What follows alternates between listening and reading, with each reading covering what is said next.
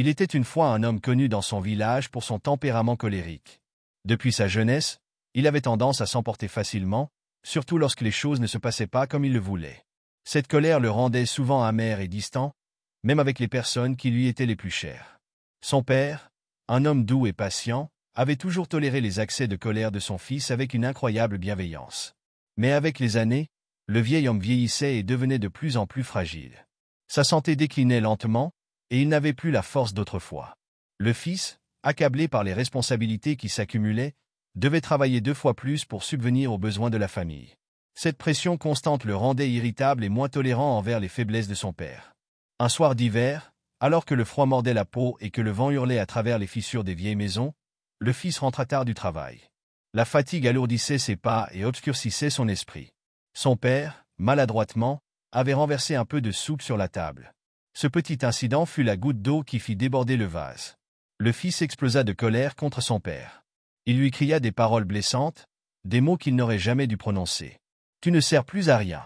Tu es un fardeau pour moi. » Le vieil homme, silencieux, baissa simplement la tête sans dire un mot. Ses mains ridées tremblaient légèrement. Ce silence pesait plus que n'importe quelle réprimande. Mais aveuglé par sa colère, le fils prit sa décision, il quitta le village le lendemain, déterminé à ne jamais revenir. Les années passèrent. L'homme, devenu plus mûr et plus sage grâce aux épreuves de la vie, repensa souvent à ce dernier échange avec son père. Les mots qu'il avait prononcés résonnaient dans son esprit comme une cicatrice indélébile.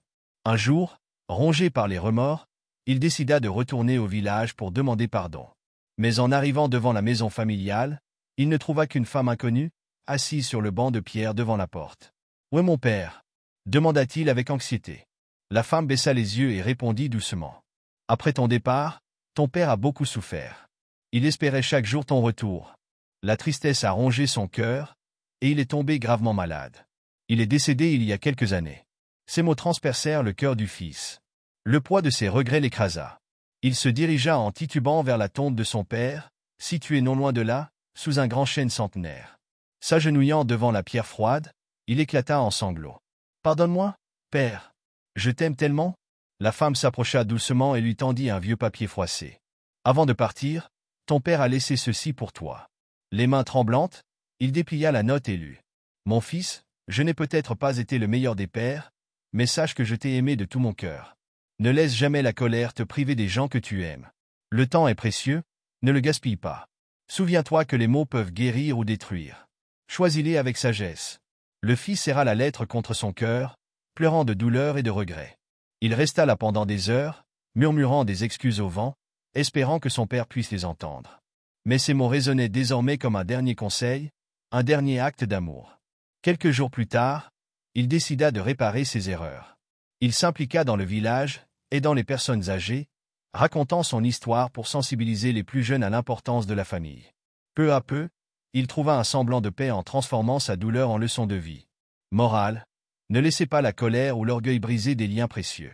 Valorisez vos parents tant qu'ils sont encore là, car le temps ne revient jamais en arrière.